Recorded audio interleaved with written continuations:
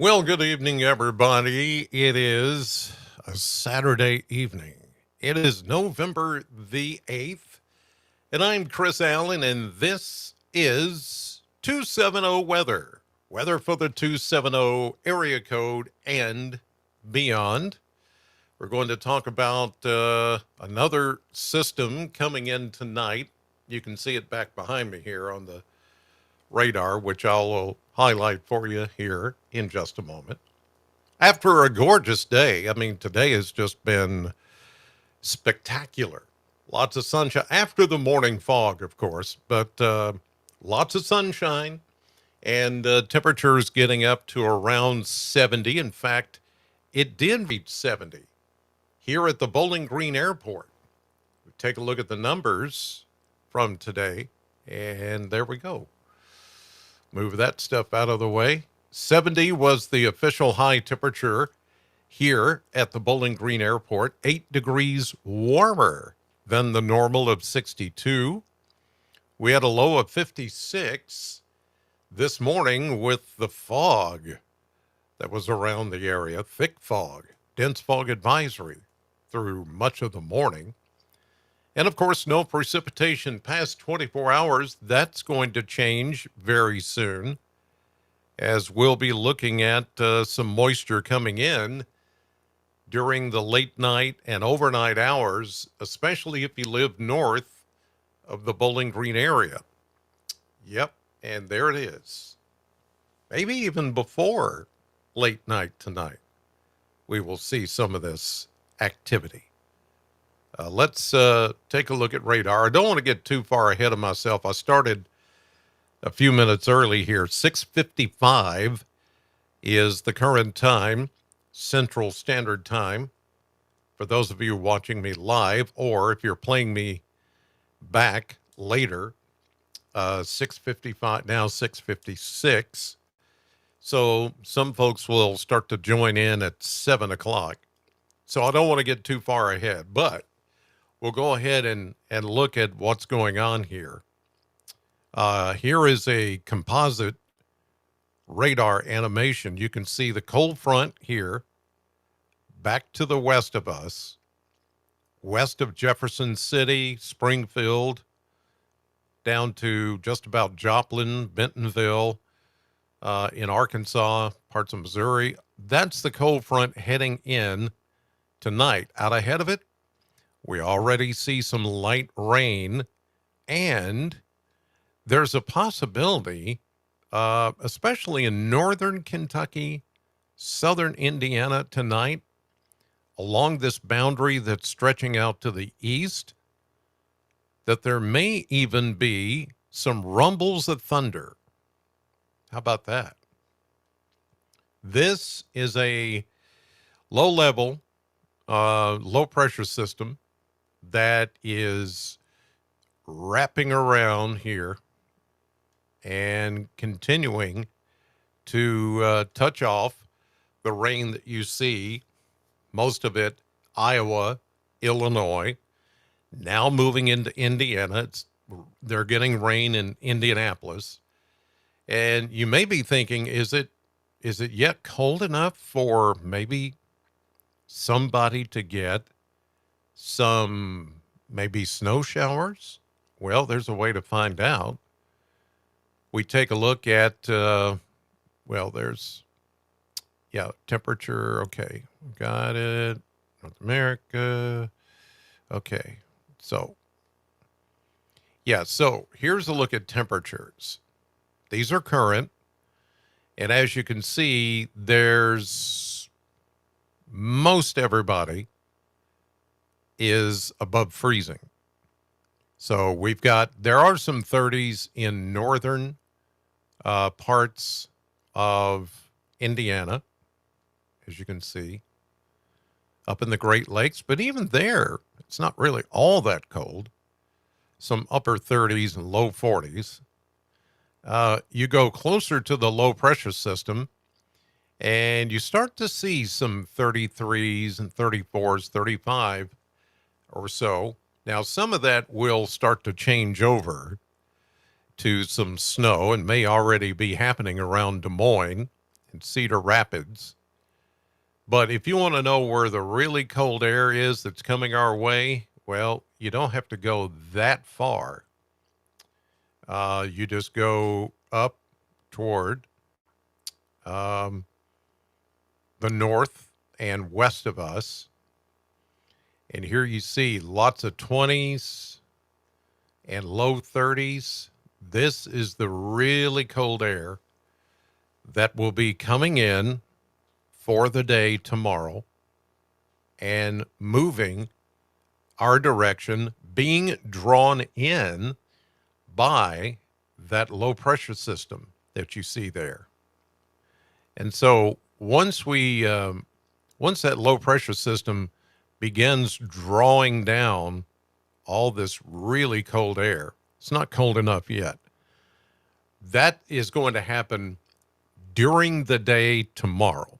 So when you get up in the morning and you head to church, if that's where you're going, the temperatures should be in the upper 40s to, I would say, low 50s.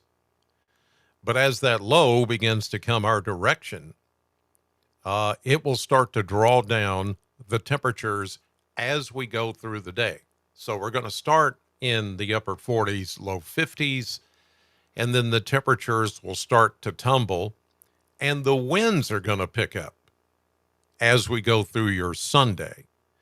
And yes, we will have rain for as long as the temperatures stay above normal. But here comes the low, and notice that where we are, temperatures are well into the 50s, and we may cool off more into the 40s tonight, but I don't think it's going to get a whole lot colder than it is now. And then we will, once that low approaches with the cold front, that is when the temperatures will begin to tumble tomorrow. And oh boy, are they going to tumble. It's coming. Satellite view here showing already an increase in clouds. You can see mostly some cloud cover north of Bowling Green and much of the 270. Clear skies if you head south toward, say, Nashville, much of Tennessee, but thicker clouds up here again where that low pressure system is. And this is, and even the look of the clouds are showing much colder cloud tops, much colder dew points. I mean, all of that just has a very wintry look to it, and it's on its way. So this low is the system. It's a just a very closed off low pressure system, and it's going to dive down through Missouri into Illinois and head toward Kentucky overnight tonight and into the day tomorrow, dragging that really cold Arctic air in with it. So all these 50s will be gone, and eventually even 40s will be gone. And we're talking about lows in the 20s tomorrow night and into early Monday morning. And then it's going to happen again Monday morning or Monday night into Tuesday morning. It's all gonna come back around as the low departs our area. So it's got to move through here first, give us the first shot, and then a second shot as it moves off to the northeast. So yeah, get ready for a double whammy of Arctic air because it is coming. Now I'm going to talk about snow chances here in just a moment, but first, let's discuss your heating and cooling system because it's going to get a workout. Now, today, like me, some of you probably ran your air conditioner because it did get up to 70. And at times, it may have felt a little Like, I need the air to cut on a little.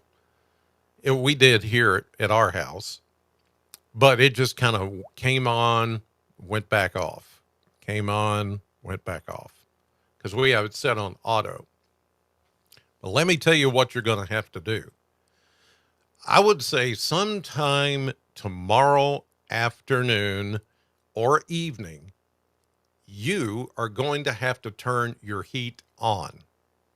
You're going to have to put it in heat mode because it's going to get cold, really cold. Hopefully, your system is ready for what's coming. Now, this is not going to be a prolonged situation. It's going to be a short term shot of very cold air that's going to be with us tomorrow night and Monday night. Then it's gone. After that, we warm back up, as I'll soon show you. But is your system ready for this? Is your HVAC, heating, cooling, ventilation, is it all okay and ready to go? This will be a test. Tomorrow night will be a test for your system. R&R Controls, our sponsor, knows what to do and how to fix whatever problem you may have with your heating, cooling, ventilation, your HVAC, all of it. They've got 40 years experience, and so they know how to take care of it. So why don't you write down either the phone number or bookmark that website, rnrhvac.com, or write down the number that's at the top, 270-777-2024. Again, that's 270-777-2024. rnrhvac.com. And like I said, tomorrow night will be a test. If your system fails the test, it doesn't come on, doesn't do what it's supposed to do, or it has that bad smell to it, or even worse, you know that the heating elements are not working, then first thing Monday morning, you need to give R&R Controls a call or hit them up on their website. Because with R&R Controls, you will never be without heating, cooling, air conditioning, ventilation, even a generator if you need one. You can trust R&R Controls because they know what they're doing. All right, back to the maps. So I want to give you an idea about what to expect with this system coming in. So the really nice weather that we enjoyed today is going to go away. Tomorrow's going to be cloudy. It's going to be breezy, and especially by afternoon. And the temperatures are going to fall. There's going to be a northwest breeze that is going to come in. And once you start feeling that bit of a breeze, it's going to pick up and keep going. And it's going to get colder as we go through the day. Now, here is the very latest that I have for you on the prediction of snow. Now, this is using the blend of models. I know you've probably been looking at your social media feed today, and you've seen a variety of different models. You've seen probably the most popular model that keeps being pushed out there is the European model. And I have that. I just don't want to show it. Everybody's showing it. You've got some that are out there that are posting images for December showing how much snow we're going to get in December. Well, you know what? That may not happen. So when you see those websites like that, just know that that's somebody that's after the clicks, likes, and shares.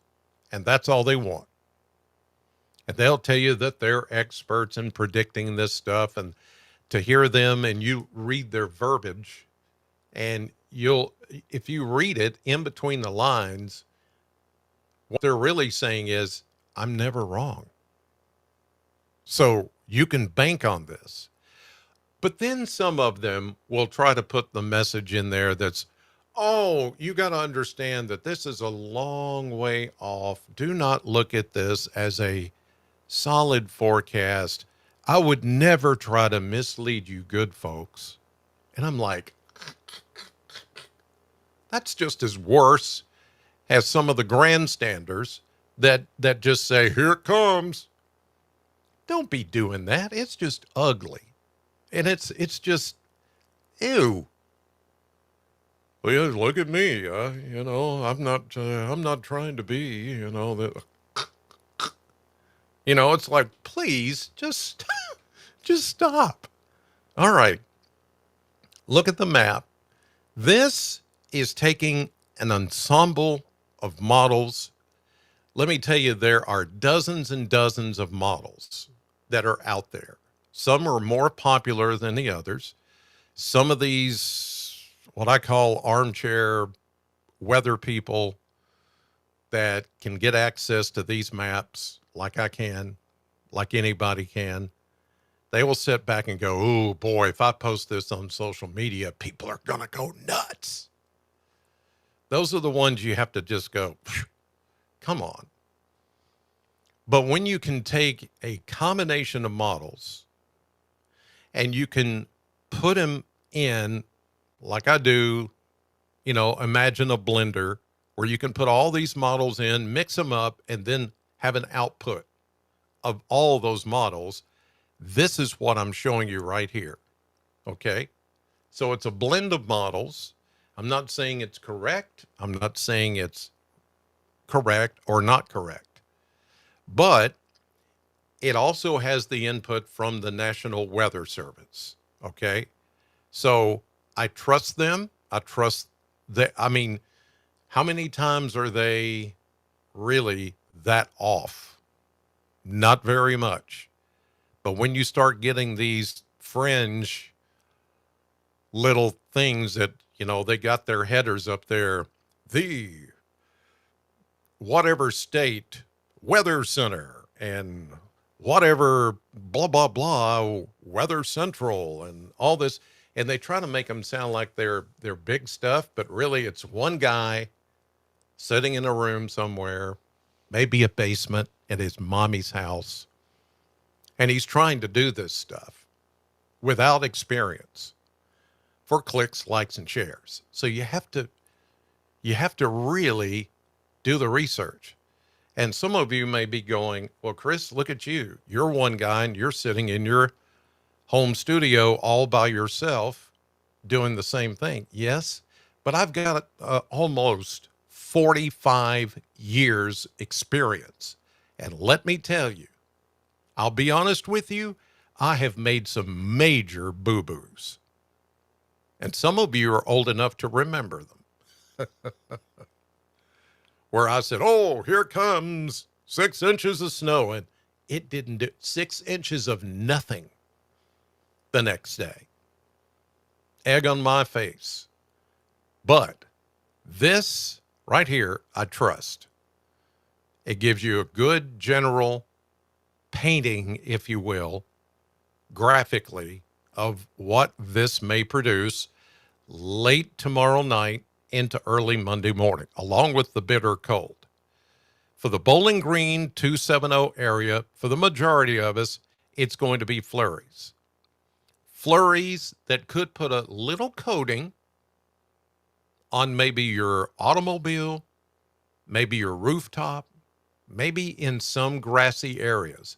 But let me tell you, soil temperatures, and this is another thing you got to look at, and some of these yahoos that post these things on social media don't know a darn thing about soil temperature or about roadway temperature. Guess what's going to happen when most of these snowflakes fall tomorrow night? You're right. They're going to melt. They're going to melt on contact. Now, in some places, if it snows fast enough or hard enough to overcome the warm ground or warm surface temperature, then some of you may see a little coating of snow. If you're in Bowling Green or west of Interstate 65, that's what we're expecting. It should not make much of an impact on roads. There may be some back roads that have a little coating on it that you'll have to watch for. It would be maybe a bridge or an overpass, because on a bridge, you've got cold air that's coming up underneath that concrete. Well, that's naturally going to freeze whatever is on the surface when you get that cold. So there could be an icy spot or something somewhere Sunday night, Monday morning, with some of that light snow that falls. Now, where you're going to see maybe a dusting up to an inch is going to be in parts of central Kentucky, where you see the next shade of gray getting a little darker and a little darker as you move east. Then when you start to see the blue areas, and there's the scale right there at this corner of the graphic, you can see the scale. That's inches, okay? So when you see that, you can see that blue, it's down there, down toward the bottom. So when the blue starts to show up, we're talking about 2 to 4 inches in parts of southeastern Kentucky, in the hills, in the hollers, further east in Appalachia. That's where they're going to get some of the higher amounts. Then you see, look down there where you see some of the purple and the red in the Smokies. Hey, they are looking, get this, they are looking for 6 to 12 inches of snow in some parts of the Smokies. Maybe not Gatlinburg, maybe not Sevierville, but further deeper down on the North Carolina border with Tennessee. That's a foot of snow, half a foot to a foot of snow in the higher elevations, of course, not down on the ground necessarily. So this, I think, is going to be the best template to use for the prediction of snow tomorrow night into Monday morning. And then, whew, boy, comes the bitter cold. And I, for one, I am not looking forward to that. Okay? Let's go back to the maps here. Let me pull up the next one. And I'll go to the Kentucky Mesonet Network. And you can see that, you know, after hitting 70 today, most of us are now after sunset at 7:16 p.m. in the 50s. How warm did we get today? Let's check it. Upper 60s, low 70s. How cool was it this morning? Mostly 40s and 50s. Of course, no rainfall today. It was a perfect day. Wind? Right now, the winds are light and variable, but as that low pressure system and cold front that I showed you approaches, the winds are going to start to come out of the west and then northwest. And when that happens, that, ladies and gentlemen, is when we will start to feel the chill. And that's going to happen during the day tomorrow. Tomorrow night around this time, whew, it's going to be chilly. Really chilly.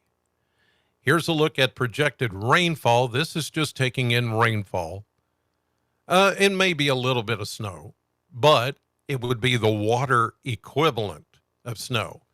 And I don't know, it's hard to tell if this snow, the ratio is going to be a 10 to 1, you know, kind of a ratio. Usually it is, depending on temperature and things like that.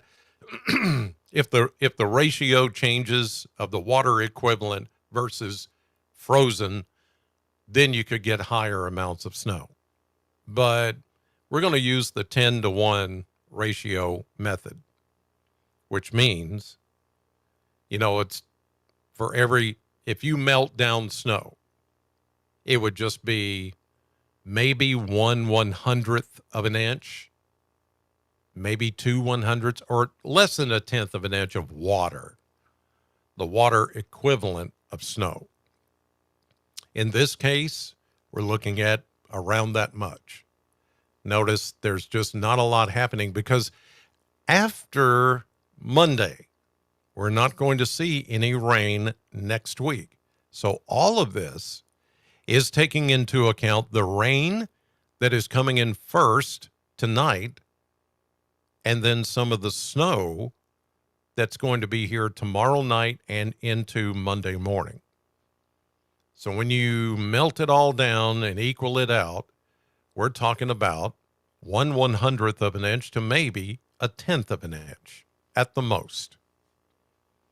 So that means somebody could end up with an inch of snow that I showed you to the east. And in some cases, somebody might get 2 inches of snow. It's certainly not out of the question.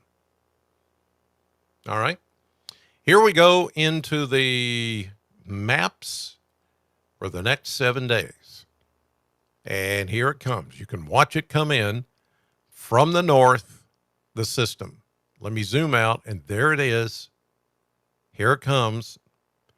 It's almost to St. Louis. Well, as I showed it to you, it was kind of up toward Iowa. It's a upper low that's by itself. It's actually right here, but this map doesn't show upper lows. It only shows surface lows. So the upper low is sitting right here. And look what it's doing. Des Moines, Iowa City, Cedar Rapids, Omaha, Madison, Wisconsin. It's drawing in that colder air to the north and west of that area into the plains, like Sioux City. It's already snowing. That is what's coming our direction. At first, it's going to be rain. So let's go into the overnight hours. Here comes the rain. Okay, no big deal. Now, some of you along the Ohio River tonight may even hear a rumble of thunder. There is actually a little marginal severe weather risk in southern Indiana tonight. Yeah, tonight. Not here, but further north around the low pressure system. I don't think it's going to really do much, but some thunderstorms are certainly possible as that low begins to fall south. And you see everything here stays in the form of rain at midnight. Now here's 6 a.m. Sunday morning. The low begins to move east and back out into Ohio. Here comes the coldest air, and notice all of these tight lines together. See how those lines are running together? Those are isobars and equal lines of pressure. And notice they're coming in from the north. Pardon me. And then you see the snow that's coming in. This is going to draw all of that cold air down from the north. This is 6 a.m. tomorrow morning, showers, windy. Here's noon tomorrow, showers, windy, falling temperatures through the 40s, then into the 30s, and that, here's 6 o'clock tomorrow evening. This is when we'll begin to see a mix to a changeover to snow. For some of you, it'll still be warm enough to have a rain, maybe snow mix. Some may get little ice pellets mixed in. Ooh, pardon me. It's like my throat is getting that little. Don't you hate when you get to talking and you get those little dry pockets that get in your throat. Ugh. That's what's happening. Anyway, it knows the cold is coming, and that's why. Look at all this snow up in Indiana, Illinois, and then falling into Kentucky. 6 o'clock tomorrow evening. Here's midnight. Look at the snow. Now, it's, again, I don't think it's going to be a lot of snow, but enough to put down that coating or a dusting in some areas the further east of Bowling Green or Interstate 65 that you go.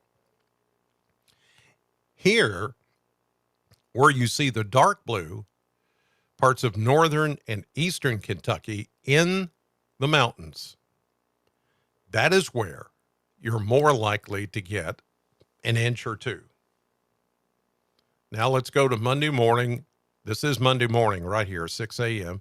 Monday evening, it is going to be cold. Leftover snow flurries in parts of central and eastern Kentucky, but then warmer air builds in and it dries out pretty quickly. Whatever falls is not going to stay that long. Here comes warm and breezy southwesterly winds on the heels of high pressure, which will be over Alabama. So the winds will start to come out of the southwest as we get into Tuesday. And by Tuesday afternoon, we're going to warm it up. In fact, there's a warm front. We're going to warm it up to around 50 on Tuesday. Then, as we go through the rest of the week, here's Thursday. We're going to be dry and in the 60s, back into the 60s. We go into Friday, 60s. We go into Saturday, another warm front and more breezy southwest winds. That is going to warm us up even more to maybe back to 70 or around 70 by a week from today, next Saturday, November 15th. So it's not going to stay cold very long. It's going to be a quick hit with a little bit of snow, and then it's out of here as we get into next week. All right, now let's take a look at the blender. This is the model blender, much like the snow blender that I showed you a little bit earlier. This is where we take a lot of the models and blend them all up. This is the output of what we're going to see or feel, because these are temperatures only.